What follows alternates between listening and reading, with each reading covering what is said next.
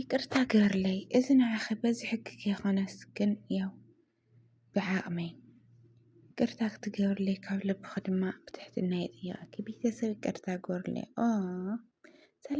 ሰላም ናይ ቻናል ተኸታተልቲ ከመይናኹም ደህና ዲኹም? ኣነ ሰላም ኣምላኽ ይመስገን። ብብናኹም ሰላምኩም ብዙሕ ትርፍ የለለይ። ባርኻስን ቻናል ሓደሽቲ ትኾንኩም ላይክ ሰብስክራይብ ብምግባር ቤተሰብ ይኹኑ። ቤተሰብ ድማ ብልሙድ ላይክ ናና ፅሬትኹም ኣብ ኮሜንት ማማት ምብረታኹም ኣይፈለየን ማለት ይኩራተይ ያው ሎማዓንቲ ኣምስትር ለኹም ኣሌክስ እና ሊሊ ሕዘ መፀነኹ ማለት ቤተሰብ ከምዚ ያው ኣምሮና ሰሓብ ክመፅለውሲ ወይ ገወር ደስ ዝብለካ ሕና ሰንበት ጋጨይዎ ሰንበት ባስዎ ተንፋስና ናወፀ ማለት እዩ። እና ብዛ አጋጣሚ ሎማዓንቲ ብዓብይ ሰርፕራይዝ ይመፅና ኣሌክስ ማለት እዩ። ያው መቕናዩ እንግዲህ ዋላ እኳ ትልነውዓቶ ትለሓረቐቶ ገለ ልምጥን ዋላት ለይኾና ማለት እዩ። ማለት ልምጥን ክለኩም ንእስዋ ከይኾነስ እንግዲህ በማንኛውም ግፍት ይኹን ማንኛውም ስጦታ ትነውዓታ ገለ ክምልሶ ይኽእል እቲ ሕማማ ይኹን እቲ ድኽመታ እቲ ገለ ትንካራቶ ዘተልቓኒየ ካሕሳ ገለ ከይኾነስ ግን ሓደ ግዜ ጥፍኣት ተጥፍእ ተለኻ ካብኡውን ንትፈትዮ ሰብ ተደስት ተለኻ ቃሪዩ ከምዚ ዓይነት ግፍቲ ዓብይ ግፍቲ ይኾነሲ ንእሽተን ነገር እኳኒ ብጣዕሚ ደስ ድብል ማለት እዩ። በቃ ናይ ግፍቲ ንእሽተይ የብሉ ኩሉ ግዜ ይናገር ኣነና ወላ ንእሽተን ትኹን ማንኛውም እቲ ሰብ ሓስቡ ከከሎ ዋላ ንእሽተይ ብድሓደፈስ ዋላ ማስቲካ ትኹንለስ እና ብዙሓት ኣብ ኮሜንት ማስቲካ ድበሃል ስእንክድኺ ማስቲካ ገለልሉ ኮሜንታት ነውሩና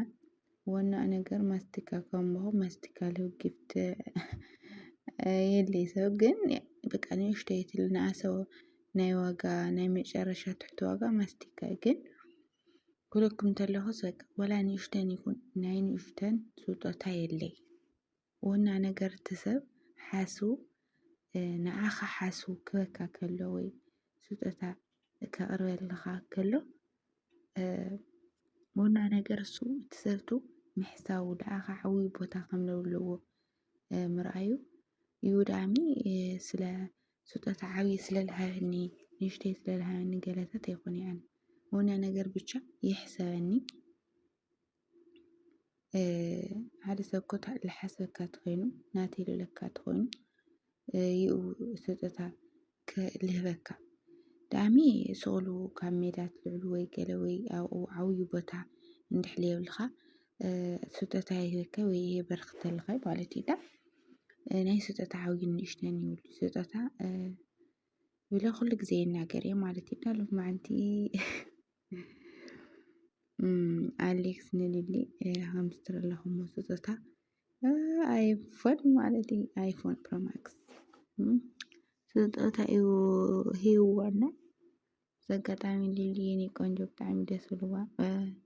ድሕሪ ክንደይ መዓልቲ ከምዚ ዝስሓቃ ገለ ትርኢ ኣለኹሲ ብጣዕሚ ደስ ብሉኒ ኣነ ማለት እዩ እና ደስ ይብለካ እንታይ ድረ ኣቲ መወዳት ይልመድኹም ንሰበይትኹም ንፍቕረኛኹም ሞላዝም ኣይፎን ትገዝኡ ግን ዝኾነ ይኹን ዕምበባ ዋላ ይኹን ኣደስትወን ኣስሕቁወን ዋ ሓቂ ብእውነት ማለት እዩ ብታለላትኩም ዓቕሚ ግዴታ ዝክኾን ንህወ ከይኾነስ ብታለላትኩም ንእሽተን ዓቕሚ ንሰበይትኩም ንምድሳት ሞክሩ ንሰበይትኩም ንምሕጓስ ንምስሓቅ ሞክሩ ማለት እዩ ሓቀየ ብቻ ምኹራይ ፀፋዕፋዕ ማል ገልጠምጠም ማል ከይኾነሲ ሓደ ግዜ እውን ጓል ኣንስተይቲ ንእሽተይ ነገር ካብ ትፈትዮ ሰብ እንተኮይኑ ግዴታ ዓብይ ነገር ኣይኮነን ንእሽተን ነገር ዋላ ተደስታና ካብ ትፈትዮ ሰብ ኦልሬዲ ኣነ ነግር ኣለኹም ካብ ትፈትዮ ሰብ ንእሽተን ስጦታ የለ ይብለኩም እየ ማለት ኢና ብትኻለኩም ዓቕሚ ሓግዝወን ኣደስትወን ንስኹም እውን ብስጦታ ማለት ኢና ከምዚ ኣሌክስ ያው ኣሌክስ ሓደ ግዜ ልባም ሓደ ግዜ ድማ ኩነታት ኩሉ ፍርስርስ ጥፍእ ይብሉ እዮም ማለት እዩ። ቤተሰብና ሃምቲ ሕንቁ ድንከባኸባ ሓደ ሕማቅ ኔጌቲቭ ነገሩ ካብ ዝሓልኮ ብእውነት ብጣዕሚ ገራሚ ቆልዓ ልባም መስተዋዕሊ ቆልዓ ነው። ግን ኣብ መንጎ ልመፆ ነገር ነው ብቻ እንድዒ እቲ እንጀራ ናይ ዩቱብ እንጀራ ድኾም ለብል ኮይኑ ዋላ እቲ ጠባይዱ እናሃሙ እንድዒ ክርድአኒ ይከኣለይ ብእውነት በቃ ከዚ ተድንቁ ካብ መጠን ብላዕሊ ተድንቁ እሞ ፀንሑ እቲ ዘድነቕካዮ ዝነበርካ ነገር ብልሽሽሽ ኣቢሉ ብጣዕሚ ዘፅለአካ ነገር ትሰርሕ ተሎ ንክትፀልኦ ትውስን ማለት እዩ። ሓቀይ ቤተሰብና ከዛ ኣለይ ክሳነ ኩሉ ግዜ ናይ ንእሽተይ ልባም እዩ ናይ ንእሽተይ ልባም እዩ ይብል እየ። ምክንያቱ ንእሽተይ ክብለኩም ተለኹ ያው ብጣዕሚ ንእሽተይ ኮይንኩ ኣይኮነ ግን ትልሓስቦ ኣተሓሳስባ ልክዕ ከም ዓበይቲ በቃ ልክዕ ከም ዓበይቲ ይልሓስብና ኩሉ ግዜ የድንቆ እየ ልባም እዩ መስተውዕል እዩ ገለ ይብል እየ። ሓደ ግዜ ንልልከኽፋ ዘየድልዩ ቃላት ዘየድልዩ ስራሕቲ ክሰርሕ ተሎ ለለ ኣነ ብጣዕሚ እየ ልናደድ ማለት እዩ ቤተሰብ እና ያው እቲ ናይ ዩቱብ እንጀራ ድኡ ከምኡ ዘብሎምሎ ዋላ እንታይ እንድዒ ብእውነት ማለት እዩ። ከዝድንቕካ ከይወዳእካዮም ፀንሖም ካልእ ሰብ ኮይኖም ትመፅእ ኢኻ ከቢድ እዩ ብጣዕሚና እንግዲህ ናይ ሎማዓንቲ ግን ይፍለ እዩ ቤተሰብ ቀርዩ ኣነ ኩሉ ቤተሰብ ክለኩም ተመልካቲ ደስ ዝበሎ መዓልቲና እቲ ጊፍቲ ገለ ከይኮነስ በቃ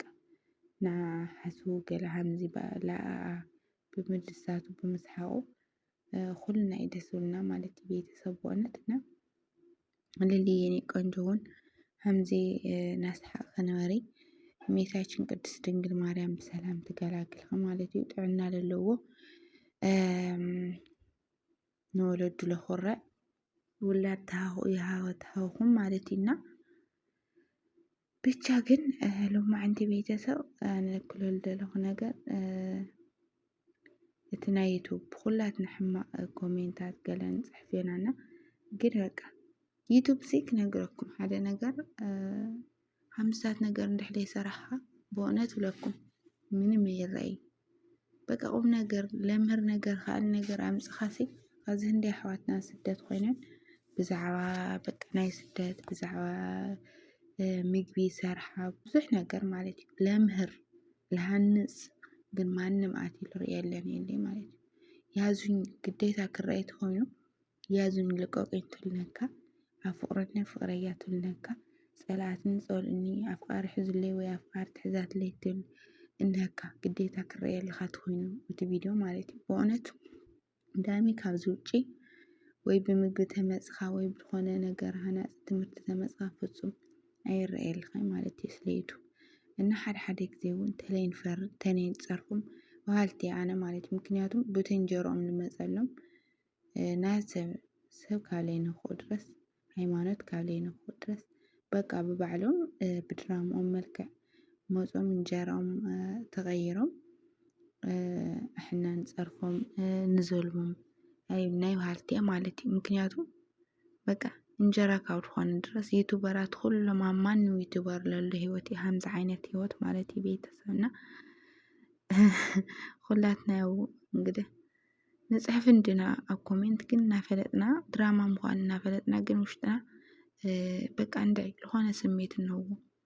ክናደድ ተለዉ ወይ ትበኪ ተላ ገለ በቃ ፀሓፍ ትናደድ ዝብለካ መንፈስ እንሆና ልወይ ቤተሰብ ፅቡቅ ተንፅሕፈሎም መሃልቲ እና ቤተሰብ ናይ ሎማዓንቲ ቪድዮ እዚ ይመስል ነበሩ። ብቀፃሊ እስካብ ንራኸብ ብዘይ ክሰናበተኩም ማለት እዩ እና ሰናይ ደበለ ፅቡቅ ጥዑም ደበለ ንዓኹም መሞቻው ደበለ ኩሉ ንዓኹም ናበልኩ ብዚ ክሰናበተኩም ባይ ባይ።